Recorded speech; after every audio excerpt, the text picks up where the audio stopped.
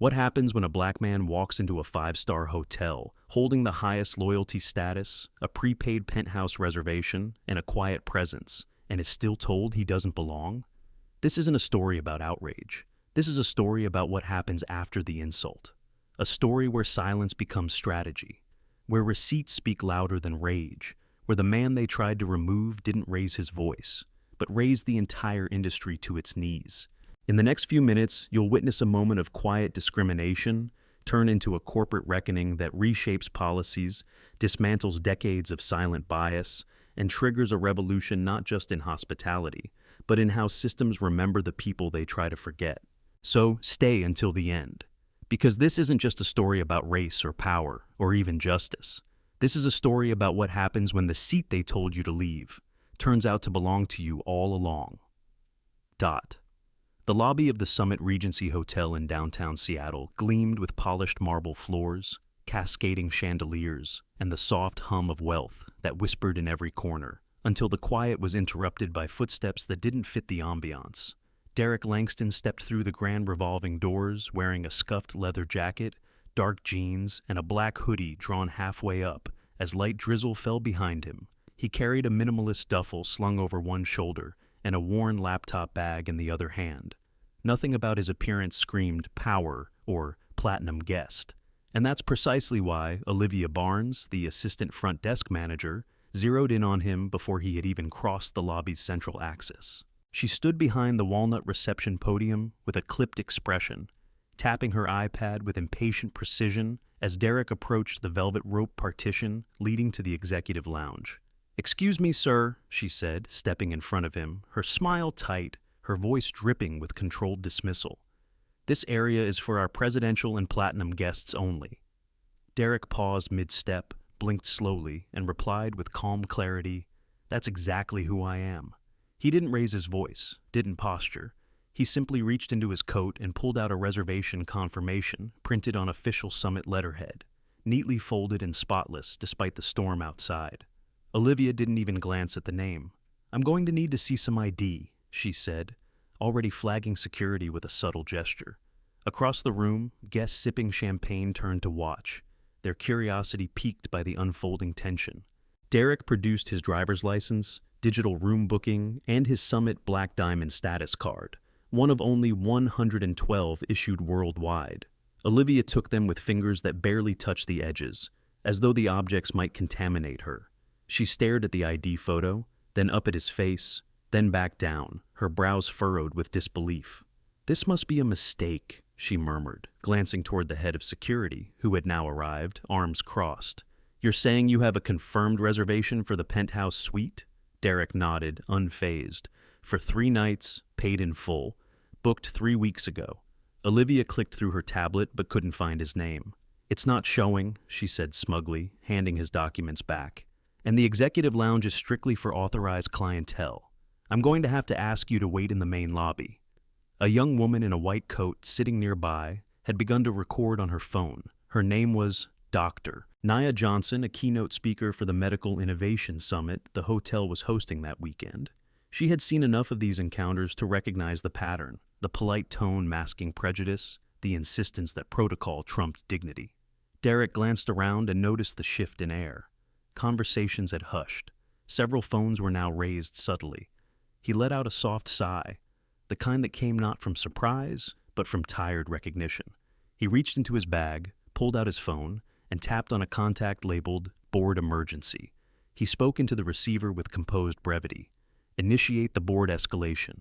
I'll be handling this one personally."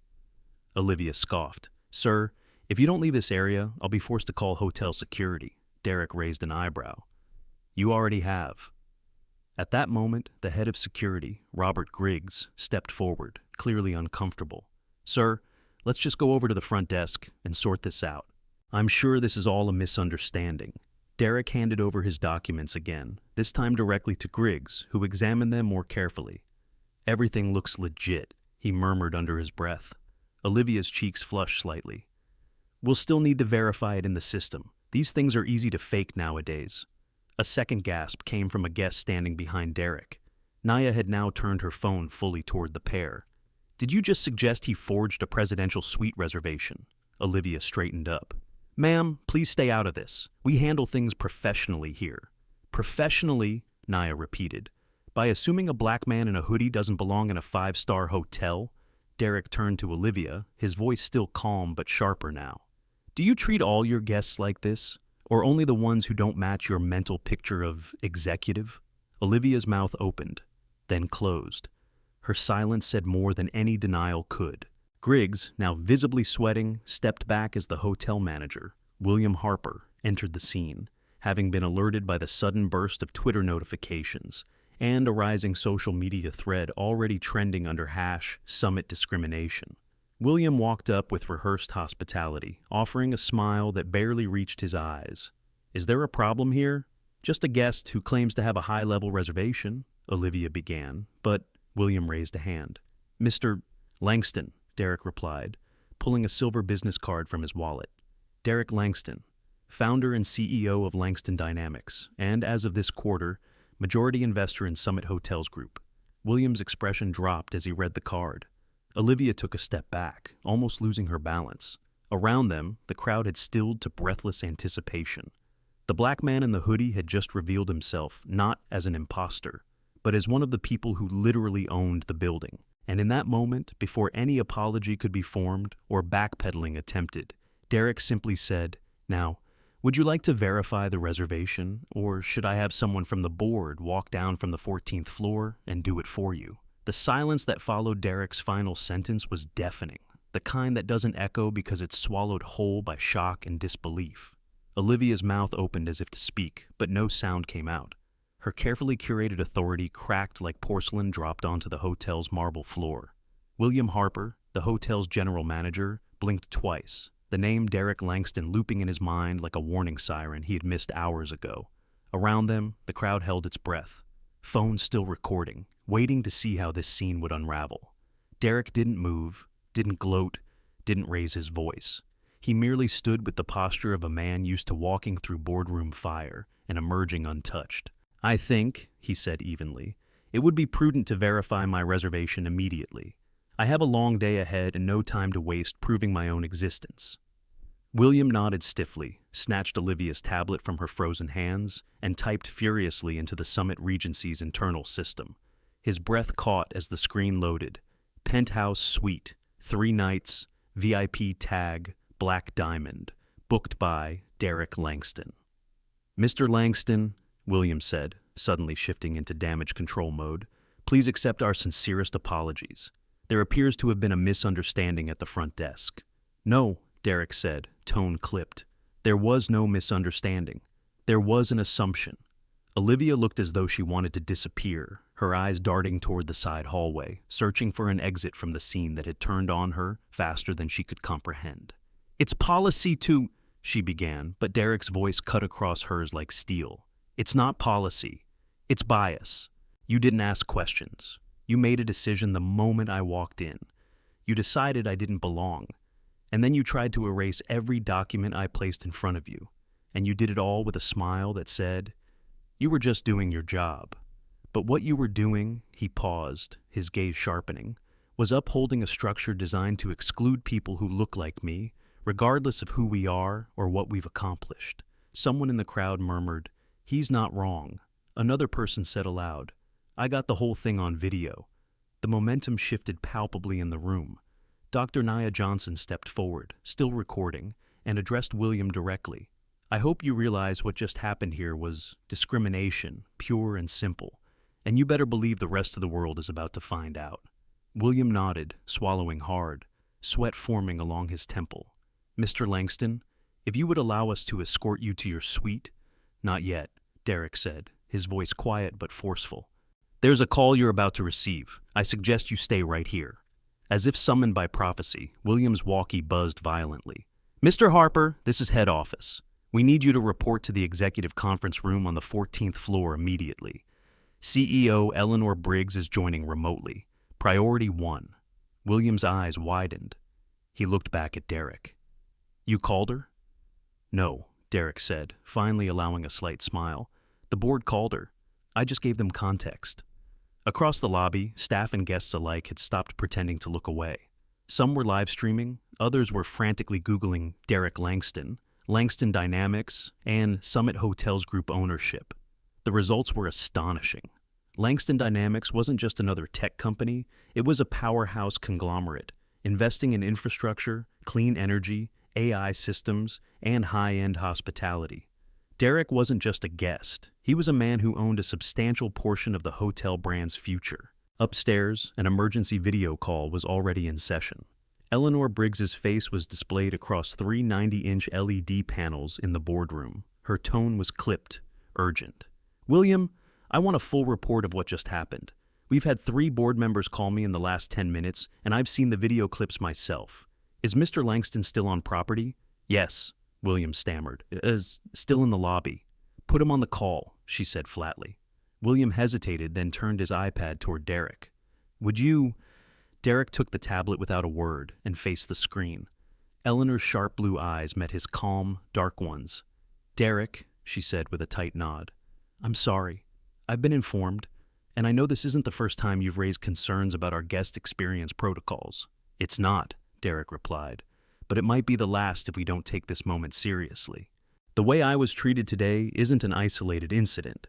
It's a reflection of a culture that still associates luxury with a certain skin tone and tax bracket aesthetic, and that needs to change." "Agreed," Eleanor said. "What do you need from us?" Derrick took a deep breath, glancing around at the silent, watching lobby. "I need accountability, immediate action, and a public commitment that this company will not tolerate systemic bias, no matter how subtle or entrenched it is. I'll be providing a list of changes I expect within the next 72 hours. "Understood," Eleanor said. "And William," her voice sharpened, "you'll stay with Mr. Langston until his requests are met. Olivia Barnes is relieved of duty pending review. I'll deal with HR myself," Olivia gasped. "Wait, what? I was just doing my job." Derrick handed the iPad back to William. "No," he said again. "You were doing what you thought you could get away with. That's the difference." The crowd didn't applaud. This wasn't a movie. But there was a shift, a subtle but seismic adjustment in the room's energy. For once, the balance had tipped in favor of truth. Derrick finally walked toward the elevator, not as a guest seeking rest, but as a man who had just pulled back the curtain on an entire institution. As the elevator doors slid open, he turned to William one last time. "Tell your staff," he said. "The man they tried to remove from this hotel is now the reason this hotel will finally become what it pretends to be." And with that, the doors closed, leaving behind a lobby that would never feel quite the same again. The elevator ascended in absolute silence, its polished brass walls reflecting Derrick Langston's composed expression like a chamber of mirrors, each one quietly acknowledging the storm he had just ignited. Floor after floor slipped away beneath his feet, but what rose with him wasn't just altitude, it was leverage, long earned and deliberately withheld until this precise moment. As the elevator reached the 14th floor, reserved exclusively for executive meetings and private access suites, Derrick stepped out into a hushed corridor lined with abstract art and air that smelled of lavender and silent judgment. William Harper, the shaken general manager, trailed behind him at a respectful distance, his phone buzzing nonstop in his palm. "The board is waiting in the conference room, sir," he said. The words are now devoid of irony and thick with panic. Derrick offered no reply as he entered the glass-walled boardroom that overlooked Elliott Bay, its skyline cloaked in the soft drizzle of a Seattle afternoon.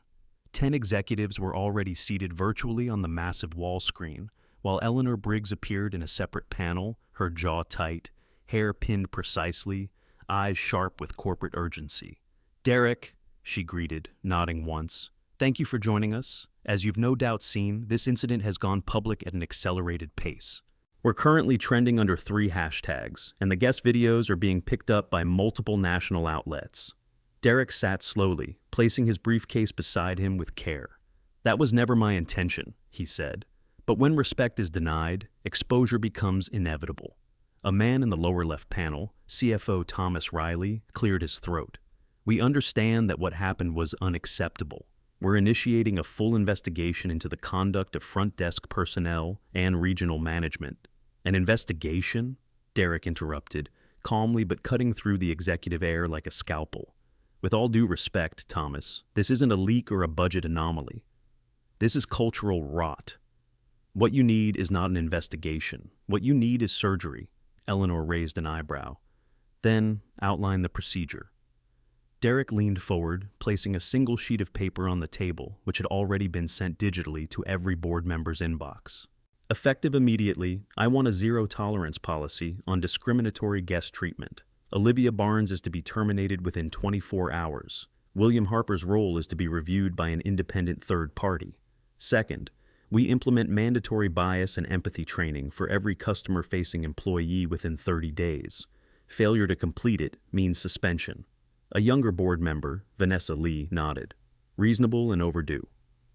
Third, Derrick continued, we establish an anonymous reporting system for both guests and employees to document bias or harassment, reviewed weekly by an external ethics firm.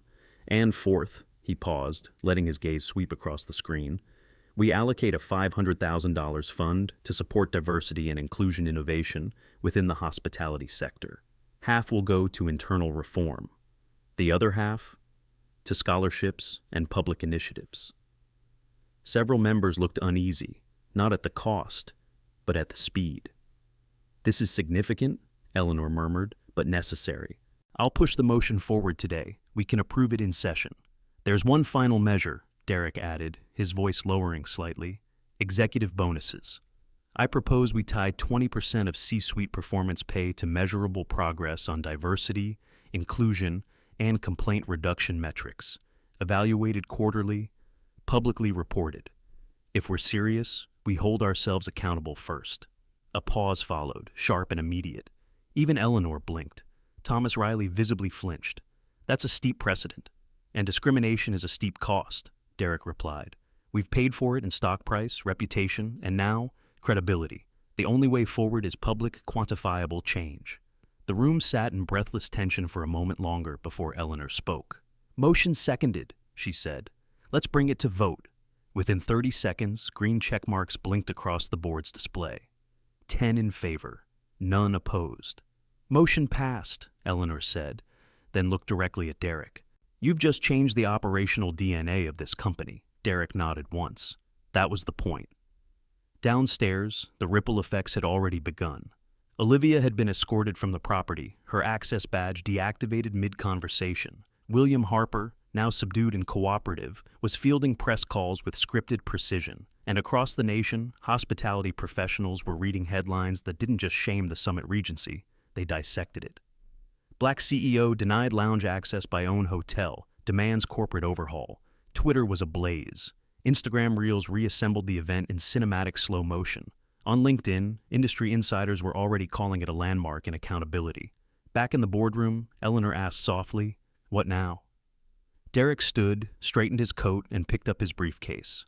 Now you implement, and not later, not after reviews or memos or roundtables. Today, because tomorrow's already watching. As he walked out of the room, his phone buzzed again. Another journalist, another request, another headline already forming. But he ignored it. At that moment, he wasn't thinking about headlines or hashtags. He was thinking about the next guest who would walk through those hotel doors. Any hotel, any city, and whether they would be welcomed based on the name on their reservation, not the skin they were born into. As the elevator doors closed once more, Derrick exhaled, calm, steady, and ready for whatever came next. Because this wasn't just his battle, it was the opening of a war on invisible hierarchies, and he'd just fired the first shot. By the time Derrick Langston stepped out of the elevator and back into the now electrified lobby of the Summit Regency, the air was no longer laced with quiet opulence. It pulsed with outrage, curiosity, and the unmistakable static of a story that had slipped out of the hotel's control and into the hands of the public. Phones were still raised, eyes still followed him like camera lenses in a courtroom, and behind every device was a live audience hanging on to each second like it was the climax of a true crime documentary. On a deep leather bench near the concierge desk, Dr. Nia Johnson remained seated, her phone mounted against her purse, still recording, still speaking to a rapidly growing audience. "Update," she said into the camera. "The man falsely accused of trespassing in the executive lounge just met with the board of directors upstairs. Yes, the board. Turns out he's the largest private investor in this entire hotel chain. Let that sit with you for a second."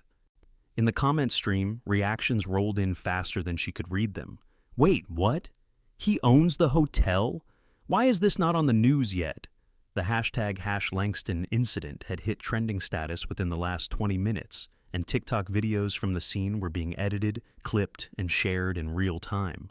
Some featured Olivia's now infamous line, "This area is for our premium guests only," replayed under captions like, "When you forget who signed your paycheck." Others zoomed in on Derrick's calm response, his platinum card glinting under the lobby lights, while subtitles highlighted every word like gospel. There was no misunderstanding. There was an assumption. A teenager across the room with pink braids and a nose ring whispered to her friend, "This is like watching a live revolution in a Gucci lobby," before going live on her own stream. The concierge staff had retreated behind counters, unsure whether to continue checking in guests or wait for the next tremor of corporate collapse. Meanwhile, in a suite on the 11th floor, a PR crisis team for Summit Hotels Group had already assembled virtually, racing to draft the first official statement. But every draft seemed too sanitized, too late, too manufactured. Nothing they wrote could keep up with what was unfolding naturally downstairs, raw, unedited, undeniable. And in the eye of it all, Derrick remained still. He sat in one of the velvet lobby chairs, laptop open, typing without looking up, not to hide from the attention, but to reassert control over the narrative. He had already uploaded a statement to Langston Dynamics' official channels, a brief but resolute message that read, "This morning I experienced an act of quiet discrimination that speaks volumes. But this story isn't just about me. It's about accountability, dignity, and the power of presence. Reform is underway, and it won't stop at these walls." Within seconds, the post was reshared by major thought leaders, journalists, and civil rights groups. An MSNBC producer sent an urgent booking request. The NAACP issued a supporting statement, and across the country, Black professionals began sharing their own summit moments, times they were denied respect or questioned in spaces they had rightfully earned a place in. Back in the lobby, Derrick's phone buzzed with a call from Angela Vargas, chief correspondent at a national media outlet. He answered it on speaker, allowing those nearby to hear.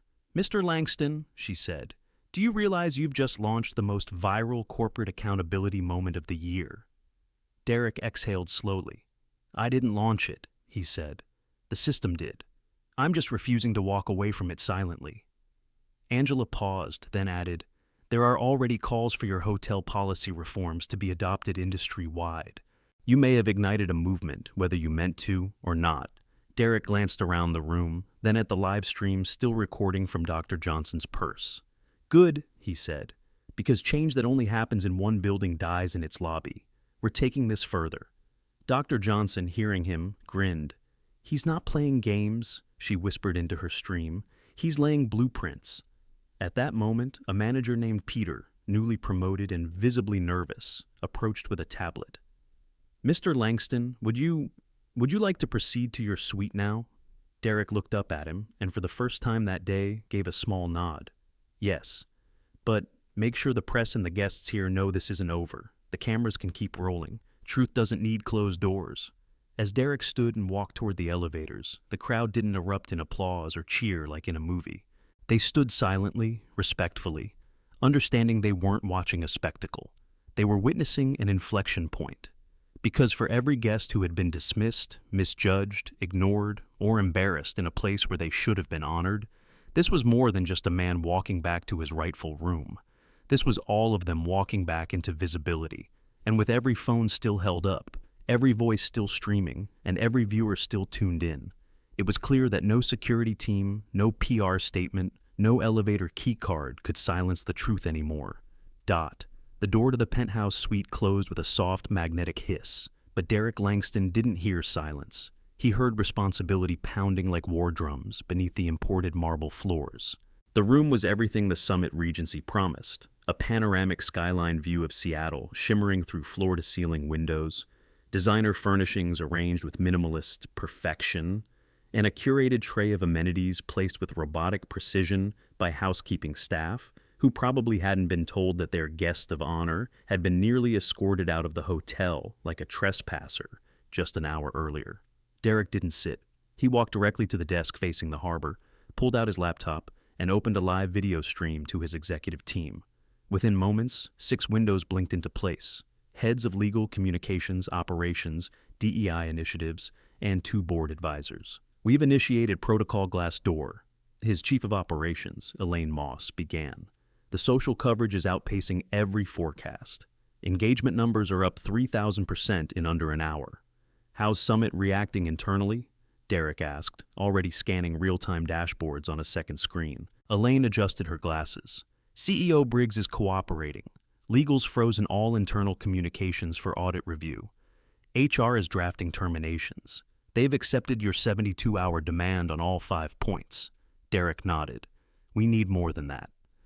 I want this converted into a formal agreement, filed, notarized, and announced within 24 hours. If they want their reputation back, they'll give us policy with teeth." "On it," said the head of legal. "Also," Elaine added, "we've been contacted by 2 other hotel chains. They're asking for early access to the Langston Bias Response Toolkit. You might have just triggered an industry-wide cascade." Derrick leaned back slightly, eyes narrowing. "That's the point." Then, almost as an afterthought, he asked, "Are we still on for tonight's internal roundtable?" "Yes, but press is asking for a public statement." Derrick considered. "They'll get one, but not from a podium. From the system itself." And with that, he opened a new document on his screen titled Equal Service Protocol, Phase 1 Implementation Blueprint. For the next 2 hours, he wrote nonstop, outlining measurable diversity compliance frameworks, bias interruption training modules, real-time incident escalation chains, and enforcement policies with accountability mechanisms baked in. Every paragraph was a mirror held up to a hospitality industry that had too long avoided its reflection. He didn't write with anger, he wrote with clarity. The kind forged in boardrooms where decisions affect thousands of lives, and in lobbies where one biased glance can shatter a guest's dignity. Across the city, newsrooms were preparing the evening cycle. On CNN's homepage, a breaking banner now read, "Black investor, mistaken for trespasser in his own hotel, demands corporate overhaul." On MSNBC, an upcoming segment was titled, "Respect Redefined, When Power Looks Like the Underdog." Social media users had already coined the term #Langston line to refer to the invisible threshold where customer service met systemic prejudice. Meanwhile, in a quiet corner of the suite, Derrick's phone lit up with a message from his assistant, Maria. "3 former guests from Summit Seattle have come forward with stories similar to yours. One includes video from 2022. Should we include them in the platform rollout?" Derrick replied with a single word, "Absolutely." Then he turned back to the window, watching the soft clouds drape over the city like a veil of reflection. What started as an insult had become infrastructure. What began as personal had become procedural. And still, he wasn't finished. He recorded a video, just him, seated in front of a plain background. No branding, no polish, no script. "My name is Derrick Langston," he began, voice steady, eyes locked on the camera. "And I walked into a hotel today not as a CEO, not as a shareholder, not as an executive, but as a black man. And in those first few minutes, that's all they saw. And that was enough to question my presence, deny my documentation, and summon security. But this story isn't new. It's just finally visible. I don't want revenge. I want reform. For every traveler who's ever been asked, 'Are you sure you belong here?' For every quiet moment where dignity was taken in the name of policy, this ends now, and it starts here." He paused, let the silence breathe, then closed with, "Join us. Watch what happens when visibility meets leverage. We're not just booking rooms, we're rewriting rules." He posted it directly to Langston Dynamics' site, linked to a toolkit for companies to audit their own systems, and included a call to action. Share your story. Rewrite your policy. Don't wait for the next headline to teach you humanity. Within 10 minutes, it was being reshared by activists, corporate leaders, and celebrities alike. Beyoncé's publicist liked the post. Ava DuVernay reposted it with the caption, "When power refuses to be quiet." Back in the suite, Derrick closed his laptop, finally letting his breath fall into a natural rhythm. It was only 3:47 p.m., and yet the day had already redefined what accountability looked like. Not through rage, but through structure, precision, and unapologetic clarity. And as his reflection stared back at him through the window, still in that same worn jacket, still the same man who had been told he didn't belong, he whispered just 4 words to the empty room. Now, they'll remember this. Because when the system tries to forget you, the only thing more powerful than proving them wrong is making sure they never forget again. At precisely 8 a.m. the next morning, the first wave of emails hit inboxes across Summit Hotels Group's corporate ecosystem with subject lines in bold red: mandatory compliance, equal service protocol, activation, 72-hour countdown, begins now. The recipients ranged from district managers in Miami to bellhops in Denver to franchise directors in Las Vegas, and within minutes, Slack channels, WhatsApp work groups, and HR portals were ablaze with a mixture of confusion, anxiety, and stunned realization. This was not a drill. In less than 24 hours since the incident in the Seattle lobby, the board had ratified Derrick Langston's entire 5-point policy overhaul, and what was once dismissed as a PR crisis had now metastasized into a full-blown structural reform with deadlines sharp enough to draw blood. In the corporate war room at Summit headquarters in Chicago, Eleanor Briggs stood in front of a 12-foot display tracking compliance metrics by region: green for on schedule, yellow for delayed, and red for resistance. She didn't blink as the VP of Legal muttered behind her, "This is setting precedent we can't walk back from." "Good," Eleanor replied coldly, "because if we could walk back from it, then it wouldn't be reform. It would be theater." At the heart of the dashboard pulsed a separate feed: Langston Dynamics Oversight Portal, live syncing every update with Derrick's executive team. On Derrick's side, his COO, Elaine Moss, monitored the rollout with surgical precision. San Diego is already running bias training. 47% staff completion in under 8 hours. Impressive. What about New York? Derrick asked without looking up. Still at 15%. Regional director is seeking clarification on implementation logistics. As so, Derrick tapped his stylus, opened the chain of command, and with one stroke, escalated the delay directly to Eleanor's desk. Within 2 minutes, the red dot turned yellow. Within 5, green. "Never underestimate the power of shared visibility," Derrick muttered. "Accountability likes company." Meanwhile, Olivia Barnes, the former front desk manager whose decisions had sparked the entire collapse, sat across from a termination officer in a glass-walled HR room, visibly shaken. She'd spent the night watching herself get dissected across the internet. Her tone, her body language, the way she had said "people like you," replayed over and over until it became a national indictment. "I didn't mean it like that," she said softly, holding her coffee like a lifeline.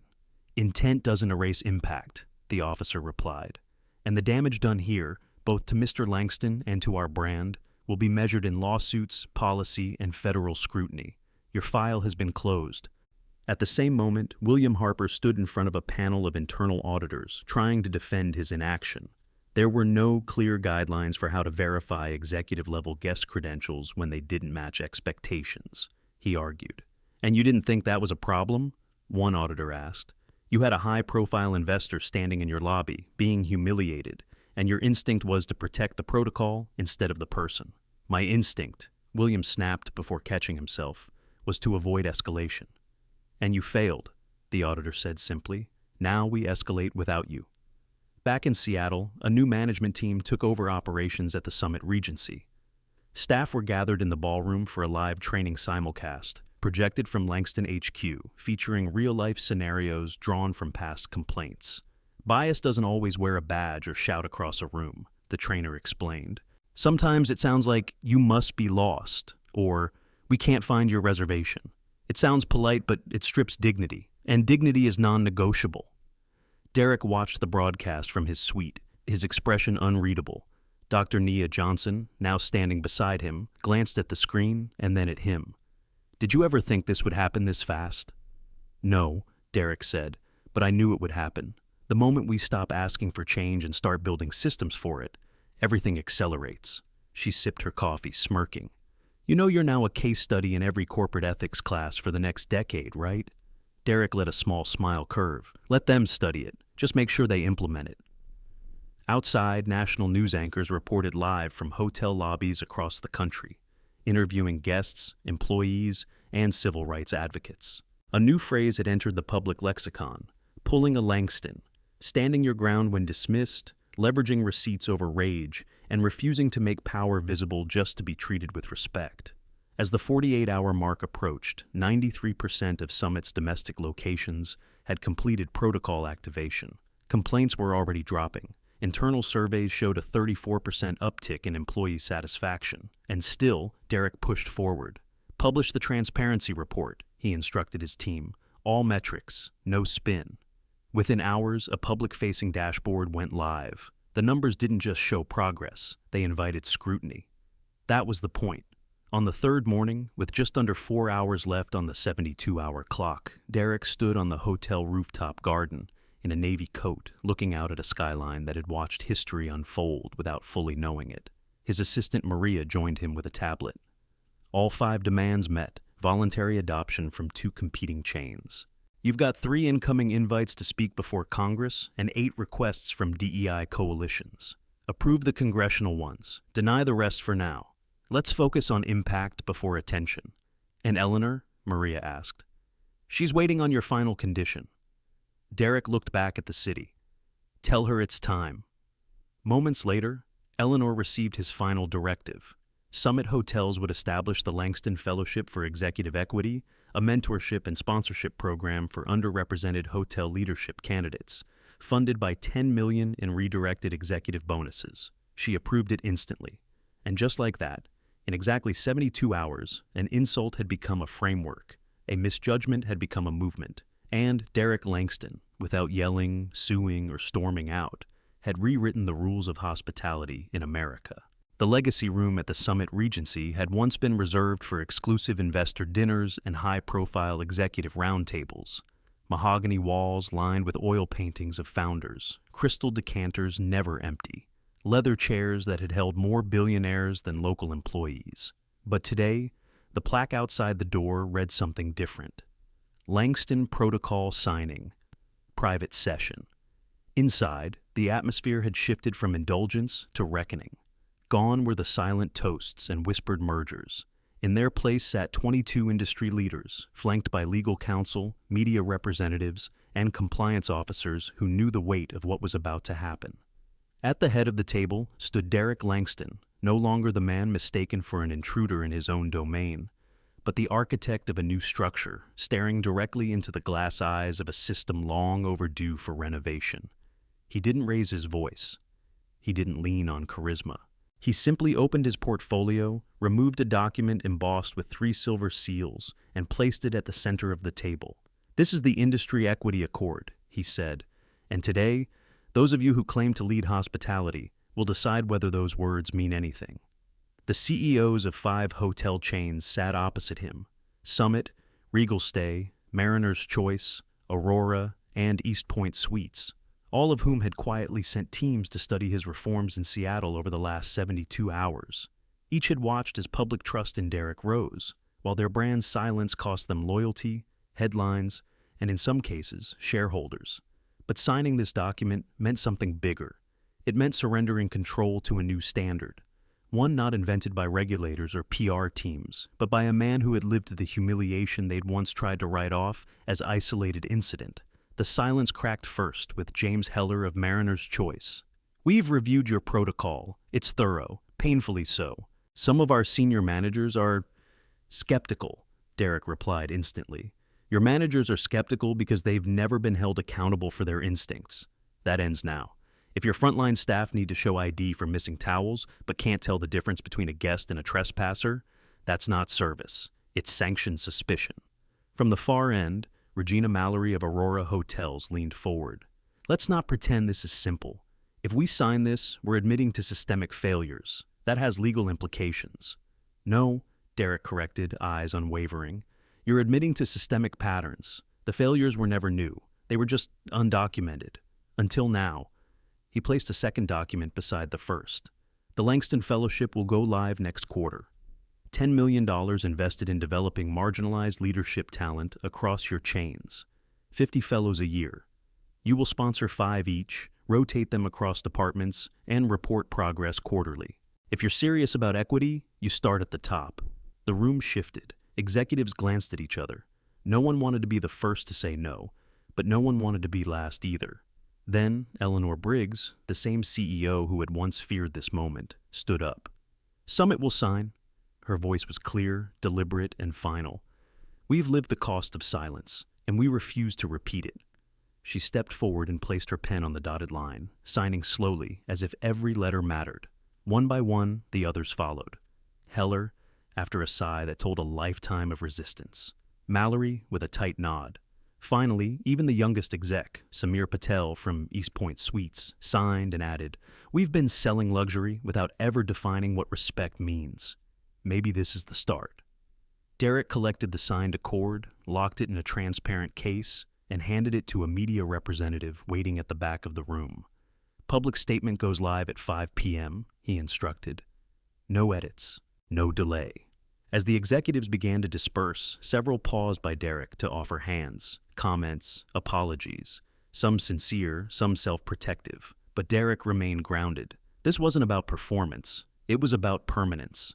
In the hours that followed, the hospitality world exploded. Headlines screamed, "Five giants sign Langston Accord, systemic hospitality, overhaul underway." Travel bloggers, industry critics, and even government officials chimed in. Airline companies requested consultation. 2 rideshare apps began adapting the anonymous reporting module from the Langston Toolkit.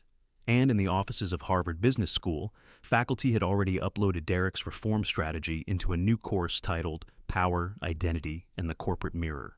But for Derrick, the true moment came later that evening when he returned to the very executive lounge that had once denied him. This time, the hostess stood with a posture of respect, not protocol. "Good evening, mister." "Langston," she said warmly, "your table is ready. Would you prefer the corner view?" Derrick nodded gently. "That'll do." As he sat down, no one stared. No one whispered. No one questioned whether he belonged. And for the first time, maybe ever, the room didn't see him as the exception. They saw him as the expectation. Because the legacy of reform isn't in policy. It's in what becomes normal after the noise fades. And now, respect was no longer a reward. It was the new standard dot. 2 weeks after the Langston Accord swept through the hospitality industry like a corrective storm, the effects were already being studied, cataloged, and, most shockingly, implemented far beyond hotels. In a sunlit classroom at Harvard Business School, Professor Dana Mulgrew stood before a lecture hall packed with students, executives in training, and visiting observers as she projected a headline onto the screen behind her. "The day a black man changed the rules without raising his voice." She turned to the class and asked, "Who here knows what the Langston Protocol is?" Every hand went up. Who here could explain what made it successful? The hands remained raised, but uncertainty crept into their expressions. Dana smiled. "Exactly. Because the brilliance of what Derrick Langston did wasn't just that he exposed bias. It's how he turned exposure into infrastructure." She clicked again, revealing Derrick's original 5-point reform plan, now cited in white papers, HR certifications, and even military training simulations. He didn't just call it out, he coded it into policy. And that, class, is the anatomy of systemic change. Meanwhile, in Chicago, Derrick stood in front of a different kind of room, the annual Leadership Equity Forum, packed with CEOs, government officials, and media. His keynote wasn't fiery, it was forensic. "Bias is often dismissed as emotional," he said into a sea of tailored suits and expense account silence. "But in truth, it is operational. It affects who gets promoted, who gets heard, and who gets removed before they can even sit down. So we treat it like a system failure, because that's what it is." He paused, letting the room breathe.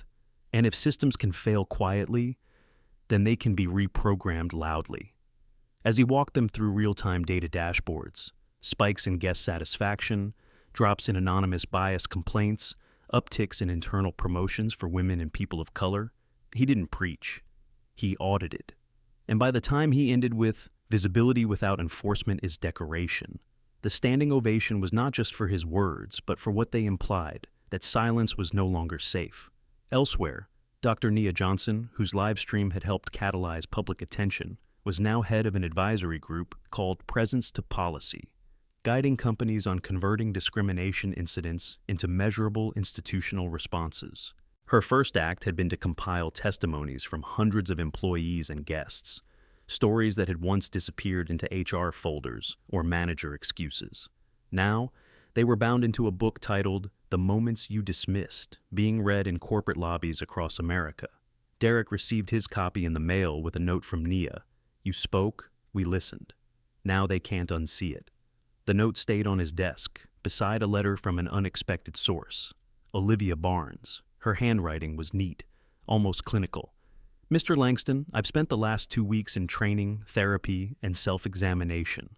What I thought was routine, I now understand was reinforcement of a system I never questioned because I benefited from it. I want to thank you, not for what you did to me, but for what you exposed in me.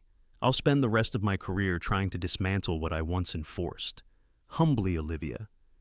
Derrick reread the letter twice, then added it to a growing folder labeled Outcomes. Because success for him wasn't just in resignations or applause, it was in reflection, the kind that ripples forward. Meanwhile, on Capitol Hill, 2 senators introduced the Equal Access and Accountability in Public Spaces Act, informally nicknamed the Langston Bill. It proposed nationwide compliance standards for hotels, restaurants, airlines, and transportation hubs, requiring training, third-party reporting systems, and a federal equity audit every fiscal year. The bill hadn't yet passed, but it had teeth, and more importantly, it had momentum. During hearings, one congressman read aloud a quote from Derrick's video. We're not just booking rooms, we're rewriting rules. The room fell silent, because no one could argue with the truth they'd watched unfold in real time, streamed not from a courtroom or a protest, but from a velvet chair in a hotel lobby where one man refused to move from the seat he had already paid for. Back in Seattle, a new plaque was mounted outside the Summit Regency's executive lounge. It didn't bear Derrick's face or name. It bore his words. Respect should not require recognition. It should be routine. And underneath it, a smaller line, in honor of every guest who ever had to prove they belonged. Derrick stood before it quietly one evening, unnoticed by most, until a young concierge recognized him and whispered to a colleague, "That's the man who made all this happen." "What did he do?" the other asked. "He stayed seated," the first replied, and the world had to stand up. As he left the hotel that night, there were no cameras, no crowds, just a quiet knowing that his silence had once been mistaken for submission, but had become the blueprint for a new sound entirely, the system listening. 3 months after the Seattle incident reshaped an industry, Derrick Langston walked through the revolving doors of a boutique hotel in Boston, one not owned by his company, not affiliated with Summit Hotels Group, not under the Langston Protocol, just a quiet, architecturally modest space near the university district where he had once spent countless nights as a broke intern 20 years ago. The doorman greeted him with genuine warmth, not because of who he was, but because that was simply the hotel's culture. At the check-in desk, a young front desk associate, soft-spoken, mid-20s, with a name tag that read Andre, looked up and paused for a moment, then smiled.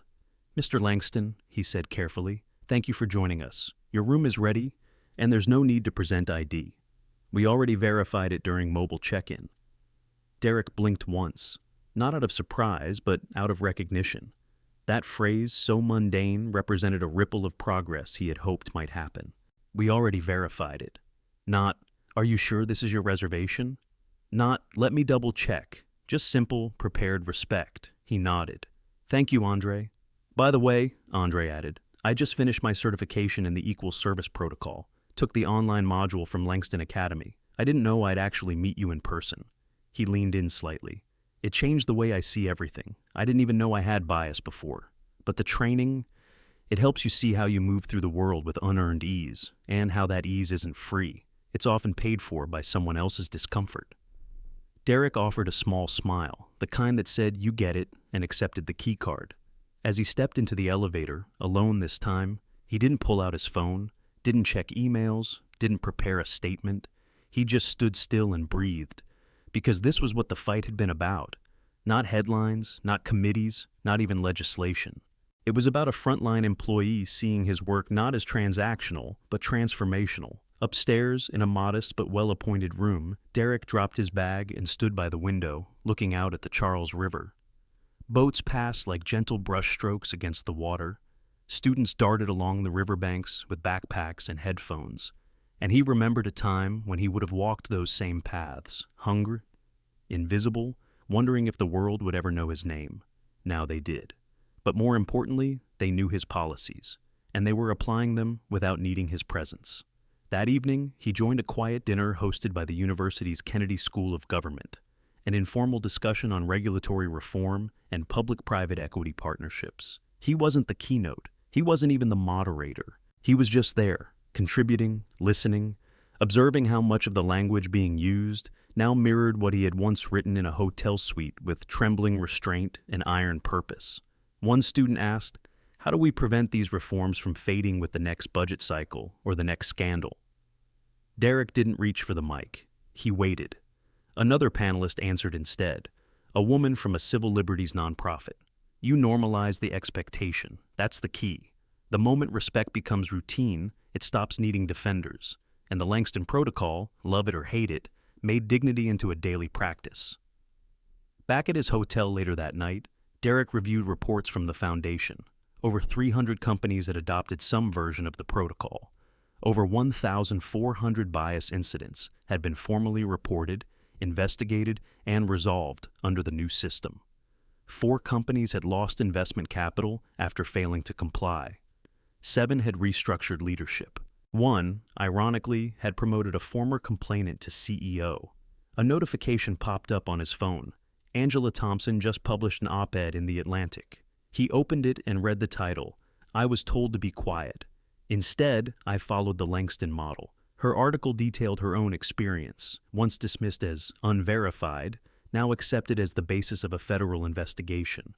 She credited Derrick not as her savior, but as her blueprint. "His silence gave me volume," she wrote. "His restraint gave me a strategy." Derrick read the final line twice. "We don't need to change the whole world overnight. We just need to change the rooms that tell us we don't belong."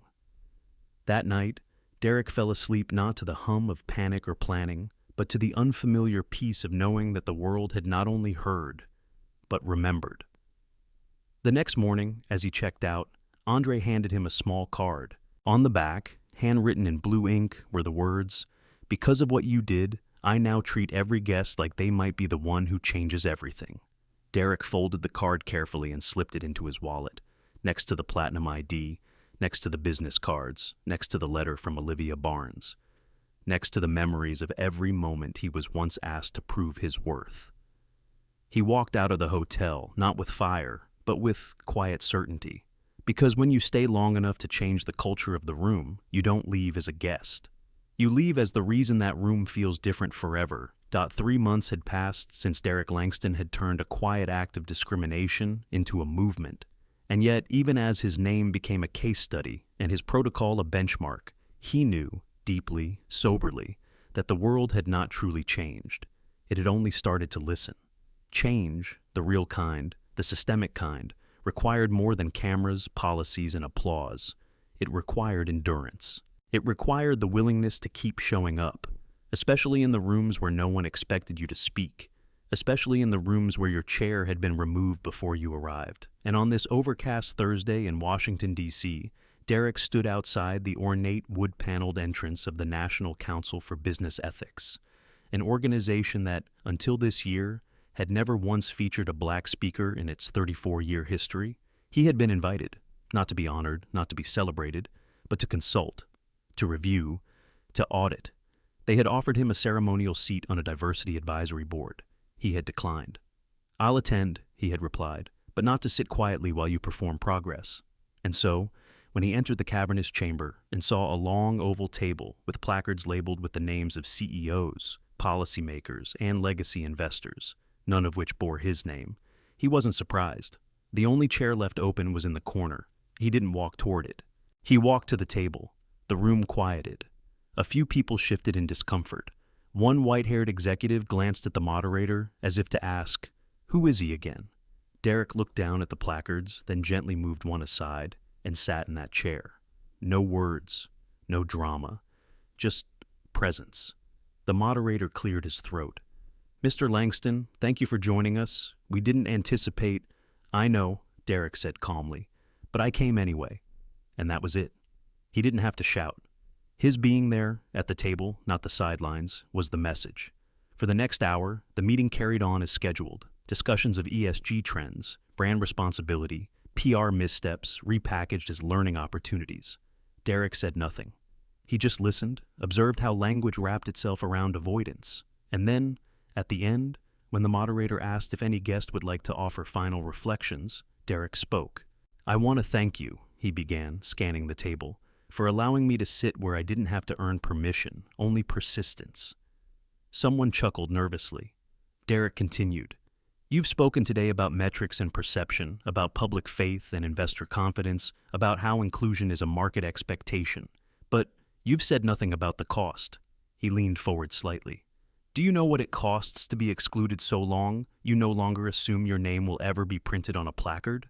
Do you know what it costs to internalize that silence? It's not just about seats, it's about shaping the agenda." He paused, then added quietly, "There are people who don't get to speak today. Not because they lack wisdom, but because they lacked visibility long enough for you to forget they existed." The room was still. "So no," he said, "I don't want a seat. I want the frame rebuilt so we don't have to ask for one." He stood, gathered his notes, and began to leave. But halfway across the room, he stopped. "By the way," he said, glancing back, "the empty chair in the corner, keep it that way. Let it remind you that someone should have been there long before I walked in." And with that, he left. Outside, his phone buzzed. A message from his team.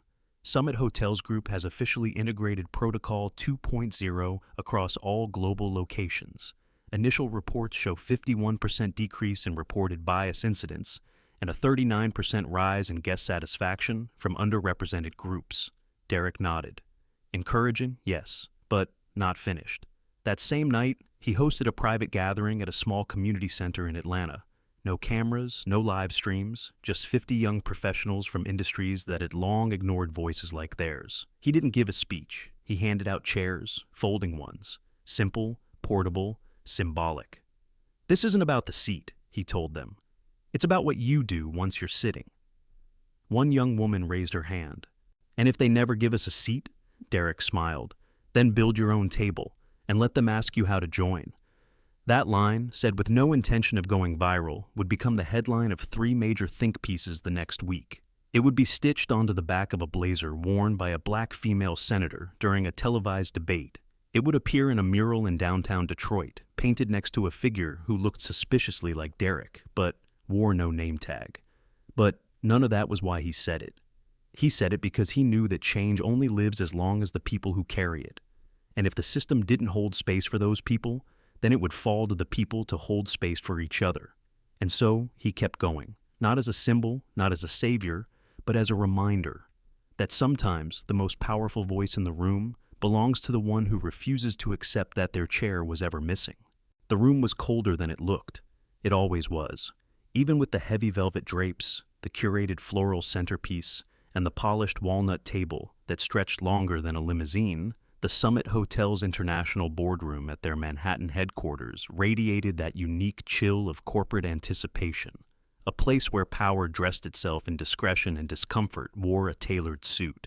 At the head of that table, seated beneath a chandelier that cost more than some employees' annual salaries, was Eleanor Briggs, flanked by 4 board members, legal counsel, and a silent stenographer typing as if the fate of reputations depended on each keystroke, which of course it did. And facing them, not with hostility but with a sharp, poised clarity, stood Derrick Langston. Not as an outsider, not as an activist, not even as a stakeholder, but as what he had quietly become, the system's most honest mirror. "Mr. Langston," Eleanor began, her voice crisp but more controlled than usual, "thank you for joining us today. This isn't a disciplinary hearing or a publicity session. It's a review, an internal audit of implementation, impact, and unintended consequences of the Langston Protocol across our operations." "Unintended consequences," Derrick echoed softly, with the faintest upward tug at the corner of his mouth. "You say that like clarity was collateral damage." Eleanor gave a tight smile. "Transparency often is." "Then let's embrace it fully," Derrick replied, taking the seat they'd now prepared with his name etched in glass. "I'm not here to defend anything. I'm here to measure it. And if that makes people uncomfortable, good. Comfort never changed a thing." Behind him, a screen flickered to life. Slide 1, 6 months post-implementation, 41% reduction in discrimination-related guest complaints, 26% improvement in retention of minority employees, 12% increase in first-time bookings from new demographic segments, and a 5.4% stock growth tied directly to public trust metrics. Any objections to these numbers? He asked. The silence confirmed the opposite. They were better than expected. Slide 2. Case studies. One involving a trans woman wrongly denied check-in who used the anonymous reporting app to file a complaint that led to the removal of 2 staff members and the installation of gender sensitivity training. Another from a refugee family in Chicago offered upgraded accommodations after an initial profiling encounter was swiftly reversed by a new regional manager trained under Protocol Phase 2. "This is what I meant," Derrick said, "when I said policy should behave, not just sit in drawers and wait for lawsuits." One board member, Howard Breen, a legacy investor, cleared his throat. "We appreciate these gains, Mr. Langston, but there's concern among franchise holders that the protocol's standards are too aggressive, too fast. Compliance costs, retraining turnover, legal sensitivity, it's a lot." Derrick didn't flinch. "You think reform is expensive? Try maintaining a system that leaks dignity every day. See how much that costs you in lawsuits, in consumer loyalty, in brand erosion. What we're spending is what we owed, not just in dollars, but in decency." "Still," Breen pressed, "some feel like we're overcorrecting, that we're replacing discretion with fear. People are afraid to say the wrong thing, afraid of being labeled before they can learn." "That's the point," Derrick said sharply. "Fear doesn't mean failure, it means awareness. If people are finally thinking before they speak, then the system is working. We don't need more apologies, we need more pause." Eleanor shifted, then spoke again. "And what would you say, Derrick, to those who claim you've become the new gatekeeper? That in fixing one imbalance, you've created another, where perception of power is now consolidated behind your name?" Derrick looked at her steady. "I don't want to be a gatekeeper. I want to remove the gate entirely. But until systems no longer rely on faces to prove worth, someone has to hold that door open and watch who still tries to shut it quietly." He let the silence settle, then added, "The protocol is not about me. It's about what happens when fairness is no longer optional." Slide 3 appeared. Quotes from staff across the country. Anonymous, diverse, honest. "I used to feel like a risk. Now I feel like a colleague. We still make mistakes, but now we own them, learn from them. It's not perfect, but it's real. That's new." Derrick turned off the projector and looked around the room. "You wanted to know the consequences? Here they are. Fewer lawsuits, stronger retention, new markets, employee advocacy, guest satisfaction, and maybe most importantly, moral recovery." Then he stood, buttoned his blazer, and closed his portfolio. "But if what you're really asking," he said, scanning the room, "is whether we went too far by demanding human beings be treated like they matter, then no. We haven't gone far enough." He walked to the door, paused, and without turning around said, "This table is used to being the last place truth arrives. From now on, let it be the first." And then he left. No applause, no debate. Just that cold room, now undeniably warmer with the presence of accountability. Later that evening, Eleanor stood alone in that boardroom, watching a replay of the meeting, not to defend herself, not to scrutinize him, but because for the first time, she realized the most powerful seat in the room hadn't belonged to a title. It had belonged to the person who told the truth and never once asked permission to do so. 2 years after Derrick Langston sat silently in a Seattle hotel lobby and refused to be moved from the seat he rightfully booked, he entered the last room. The room where systems don't just apologize, they remember. It wasn't a courtroom, a boardroom, or a luxury suite. It was a modest auditorium at the Smithsonian National Museum of African American History and Culture, newly remodeled to host the unveiling of a permanent exhibit titled Power, Presence, and Policy, The Langston Effect. The air buzzed with a quiet reverence, not for celebrity, not for spectacle, but for memory. In attendance were corporate leaders who had once resisted him, lawmakers who had once ignored the conversations he sparked, and hundreds of young professionals who carried laminated copies of the Langston Protocol in their briefcases like it was both shield and compass. Derrick arrived without entourage, dressed in the same black coat and scuffed leather shoes he had worn that day in Seattle, not as a statement, but as a reminder. As he stepped onto the small stage, the applause wasn't thunderous. It was rising, patient, respectful, like people were still catching up to what he had done. Behind him, on a projection wall, a looping montage played. Excerpts from the original live stream, interview clips, screenshots of the anonymous reports now counted in the hundreds of thousands, timelines showing before and after figures, complaints, promotions, terminations, reforms. And then it froze on one image, a single velvet lounge chair, empty, lit from above, clean, still. Derrick turned to it briefly, then faced the crowd. "This isn't about a seat," he began softly, voice as steady as ever. "It never was. It's about the instinct to remove people from spaces the moment their presence doesn't align with our expectation." He paced slowly. "We built systems where policy protected comfort more than people, and what we've been doing since that day is recalibrating, not perfecting, just making the machine honest." He paused, then continued. "We turned moments into mandates. We made what was invisible unignorable. And we proved that when you embed dignity into design, when fairness becomes operational, not optional, you don't just change behavior. You change memory." He looked out over the crowd. "Because now, when the system forgets who someone is, it has a protocol to remind itself." He gestured toward the exhibit's entrance, where guests would soon walk through a full-scale reconstruction of the Summit Regency's original lobby. Not as an act of shame, but of documentation. A real-time reenactment of the day the world watched a man be told he didn't belong, and then watched the world recalibrate around him. "This space isn't for me," Derrick said.